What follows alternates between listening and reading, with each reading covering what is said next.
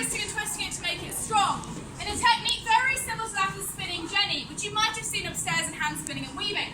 So what's going to happen is this front carriage of the machine is going to come out, it's going to stretch the cotton, pull it tight, it's going to draft it, then it's going to spin it very, very quickly, round, and then wind it back down onto the bobbins.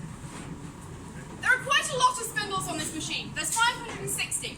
Now if you remember the spinning wheel upstairs with that one person with their one spindle, we can actually work 560 spindles with only about 5 to 7 people. So it's a lot fewer people needed to work this machine than it would be to work the equivalent amount of spinning wheels. And that's really, really important to remember. So there'd be 3 different jobs being done on this machine. The first will be done by the mule spinner. There was only one of him, he was always a man, and it was his job to make sure the machine went in and out and in and out.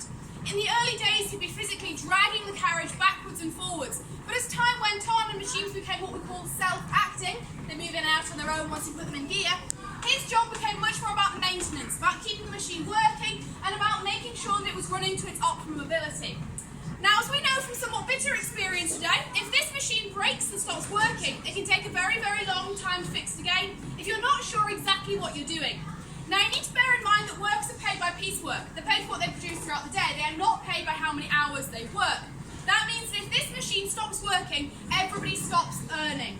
That meant that the mule spinner had to be able to fix things very quickly and get everybody back working again. He was very, very highly paid.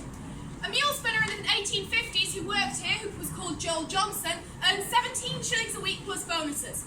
If you remember young Mary Whitney in the carding room upstairs, she only earned 2 shillings a week. So there's a huge contrast in pay and responsibility there. Underneath the mule spinner there were 2 different sorts of pieces, big pieces and little pieces. Big pieces were young men and they were trainee mule spinners. They would shadow the mule spinner, learn from him, gain his skills in the hopes of one day becoming mule spinners themselves, which was a very good career. By contrast, the little pieces wouldn't have any such future. They were often women or older children, and it was their job to walk in and out with the carriage, reach over, twist the broken threads together, and then walk out again while the machine was working. Because, once again, workers are paid by piecework.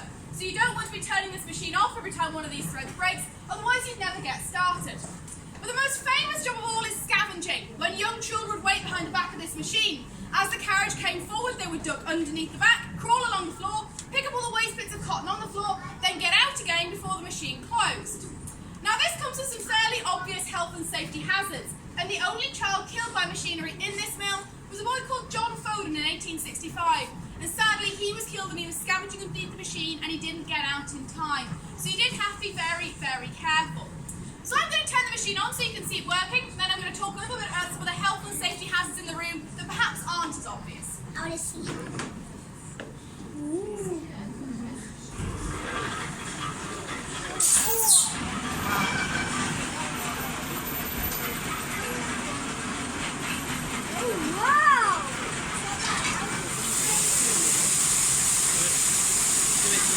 Right down there, or you can take it right down there.